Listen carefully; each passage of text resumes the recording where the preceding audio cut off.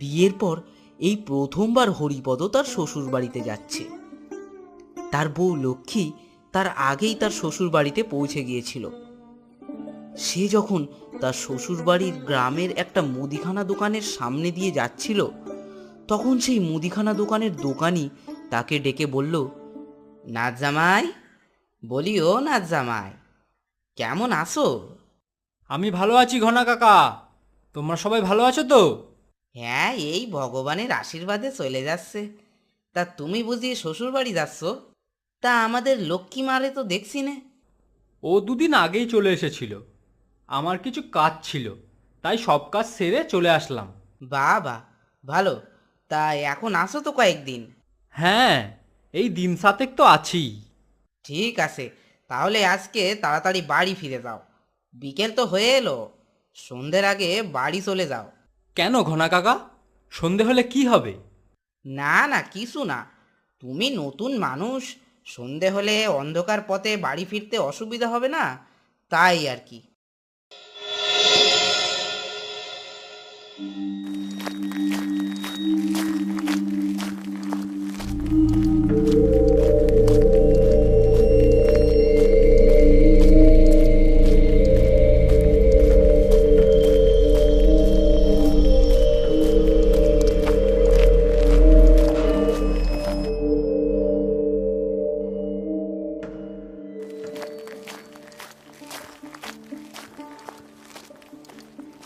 ও মা, ওই দেখো কে এসেছে।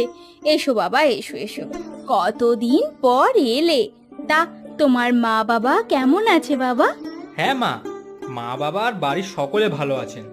আপনারা সবাই ভালো আছেন তো? আমরা আমরা ভালো আছি।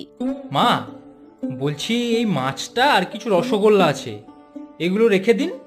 আচ্ছা, তুমি এখন জামা কাপড় ছেড়ে বসো, আমি কিছু জল খাবার নিয়ে আসি। কত দূর থেকে এলে, কষ্ট হয়েছে নিশ্চয়ই। লক্ষ্মীমা, ও লক্ষ্মীমা, একটু রান্নাঘরে আয় দেখি, জামাই এসেছে রে। রাতে তারা যখন খেতে বসলো, হরিপদ তো খাবার দেখেই অবাক। সে এমনিতেই বেশি খায় না, তার উপরে আবার তাকে একটি কাঁসার থালা ভর্তি করে ভাত দেওয়া হয়েছে, তার সঙ্গে সোনামুখ ডাল, 2-3 রকমের মাছের তরকারি, মাংস, পায়েস, মিষ্টি, আরও কত কি।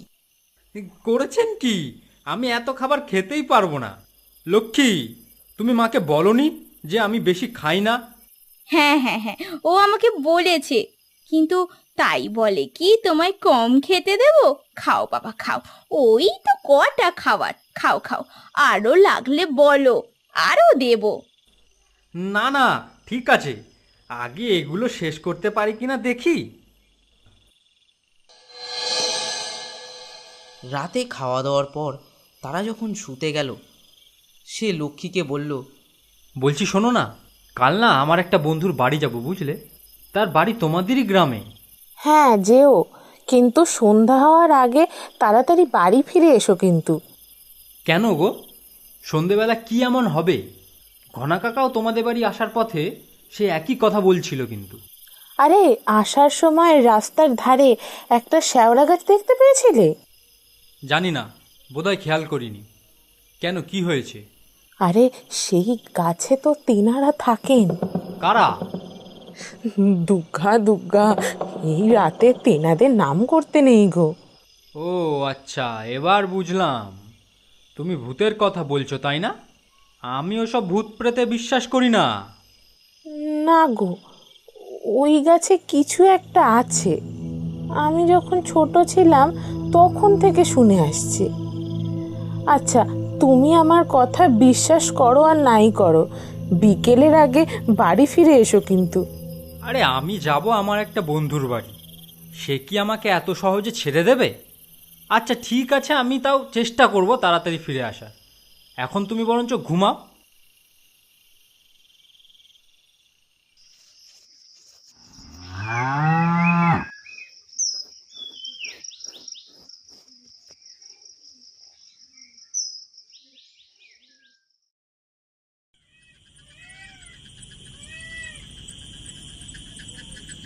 পরের দিন হরিপদ তার বন্ধুর বাড়িতে গিয়েছিল। ফিরতে ফিরতে সেই বিকেল গড়িয়ে সন্ধে হয়ে গেছে। আগের দিনের বলা লক্ষ্মীর কোনো কথাই হরিপদর মনে ছিল না। সে যখন গ্রামে ঘনা কাকার দোকানের সামনে দিয়ে যাচ্ছিল, তখন ঘনা কাকা তাকে ডেকে বললে, আরে জামাই না? বলি ও জামাই, এখন কোথায় গেছিলে? আর বলো না ঘনা কাকা, একটা বন্ধুর বাড়ি গিয়েছিলাম। সে তো আমাকে মোটে ছাড়তেই চায় না। কোনো রকমে পরে আবার আসবো বলে রেহাই পেলাম। ঠিক আছে, তা বাবা আমি বলি কি, এখন আর বাড়ি ফিরে যেও না, আজকে আমাদের বাড়িতে থেকে যাও। না না ঘনা কাকা, আমি বাড়ি না গেলে ওরা আবার চিন্তা করবে। ঠিক আছে, তাহলে আমি তোমাকে বাড়ি পৌঁছে দিয়ে আসি। বুঝেছি। কাল লক্ষ্মীও বলছিল তুমি ভয় পাচ্ছ যে আমাকে হয়তো ভূতে ধরবে, তাই তো? হ্যাঁ বাবা, সামনে একটা শ্যাওড়া গাছ আছে, ওখানে যে তেনারা থাকেন। চিন্তা নেই ঘনা কাকা, ওসব ভূত প্রেতে কিছু হয় না, আর আমি বিশ্বাসও করি না। আমি একাই চলে যেতে পারবো।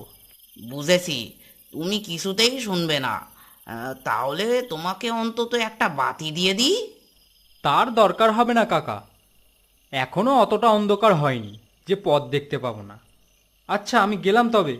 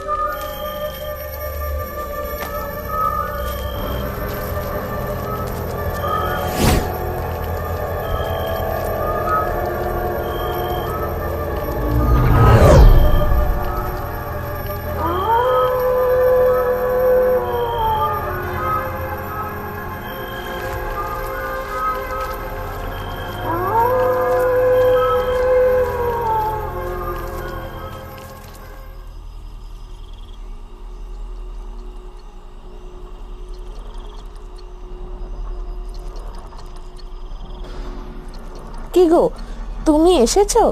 তোমাকে না কাল বললাম যে সন্ধ্যের আগে বাড়ি ফিরে আসতে। হরিপদ কোনো উত্তর দিল না। আহ, তুই চুপ কর তো। তা হ্যাঁ বাবা, তুমি ঠিক আছো তো? মানে আসার সময় পথে কোনো অসুবিধা হয়নি তো? সে শুধু একবার মাথা নাড়িয়ে ঘরে চলে গেল। মা, ওর কি হলো বলো দেখি? কিছু না, অনেকটা হেঁটে এসেছে কি না, তাই বোধহয় কষ্ট হয়ে গেছে। চল চল, তাড়াতাড়ি রান্নাঘরে গিয়ে সব গুছিয়ে নেই।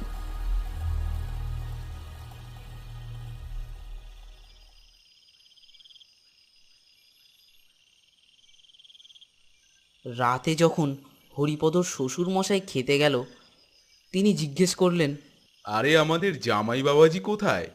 বাবা, ও আজকে ওর কোনো বন্ধুর বাড়িতে গিয়েছিল। অনেকটা হেঁটে এসেছে তো, তাই মনে হয় কষ্ট হয়ে গেছে।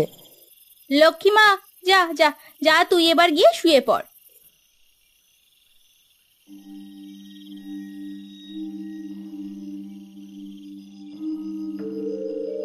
হ্যাঁ গো, তুমি ঠিক আছো তো? আচ্ছা, আজ বাড়ি ফেরার সময় ওই শ্যাওড়া গাছের ওখানে কিছু দেখতে পেয়েছিলে নাকি? হরিপদ কোনো উত্তর দিল না। লক্ষ্মী বুঝল হরিপদর সত্যিই খুব কষ্ট হয়ে গেছে, তাই সে তাকে আর কোনো প্রশ্ন না করে নিজে শুয়ে পড়ল।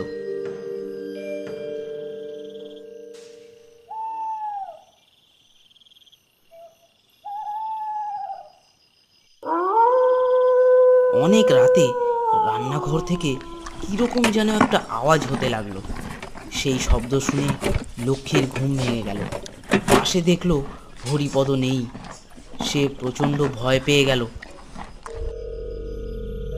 ঘরের বাইরে এসেও সে হরিপদকে দেখতে পেল না।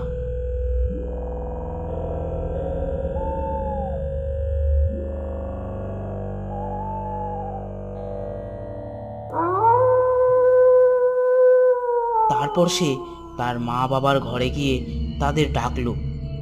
মা, ও মা গো, ওঠো না। কি হলো রে, এত রাতে ডাকছিস কেন? দেখো না, রান্নাঘর থেকে কেমন সব আওয়াজ আসছে। আর আর তোমার জামাই ও ঘরে নেই। আমার খুব ভয় করছে মা, তোমরা চলো। সে কি, জামাই এত রাত্রে কোথায় গেল? জানি না বাবা, রান্নাঘরের শব্দ শুনে ঘুম ভেঙে গেল। তারপর পাশে ঘরে দেখি ও নেই। ঠিক আছে, চল আগে রান্নাঘরে গিয়ে দেখি।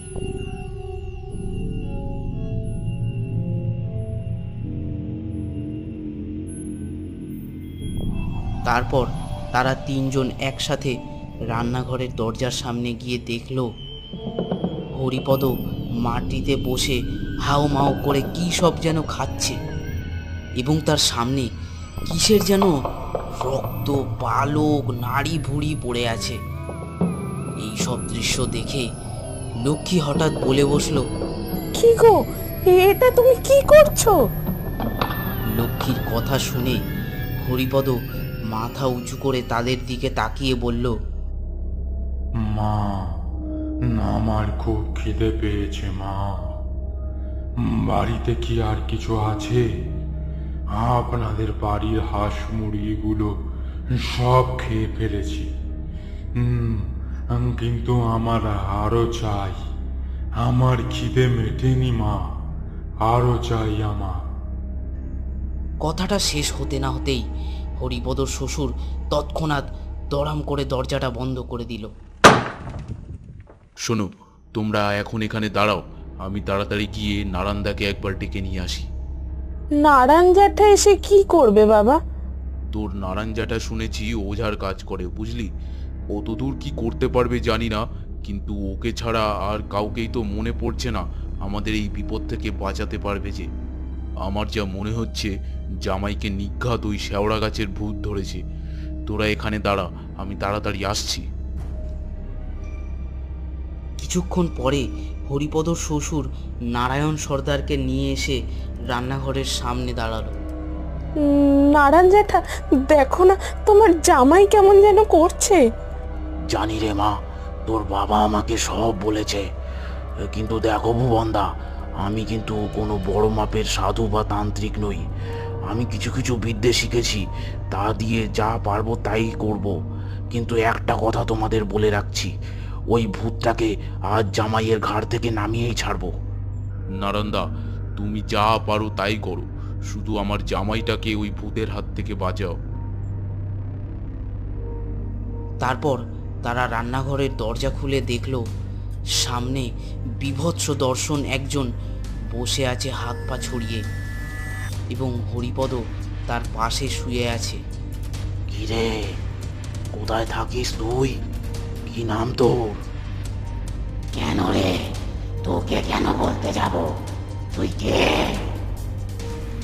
বেশ, বলতে হবে না, এই দেখ। বলে নারায়ণের হাতে কি যেন একটা ছিল, সেটা বুকে ঠেকিয়ে মনে মনে কি একটা মন্ত্র পড়ে সেটা ছুঁড়ে মারল সেই ভূতটার দিকে।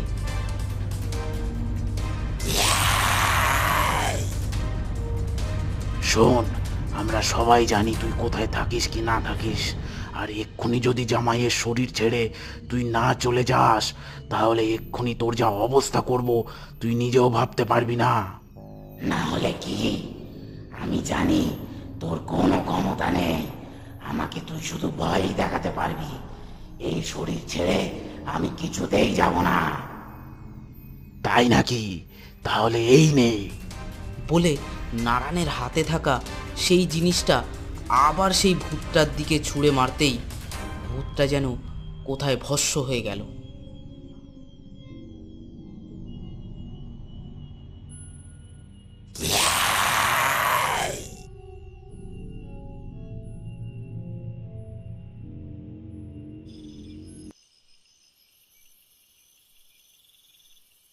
লক্ষ্মীমা, যা যা জামাইকে নিয়ে গিয়ে ঘরে শুইয়ে দে, ও এখন ঠিক আছে, আর কোনো চিন্তা করতে হবে না।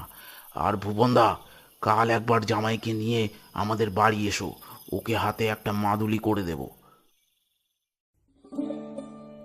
এর কিছুদিন পর হরিপদ ভালো মতো সুস্থ হয়ে উঠল এবং লক্ষ্মীকে নিয়ে তাদের গ্রামে ফিরে গেল। এবং সেই ভূত আর কোনোদিনও তাদের গ্রামে এসে কোনো উপদ্রব করেনি।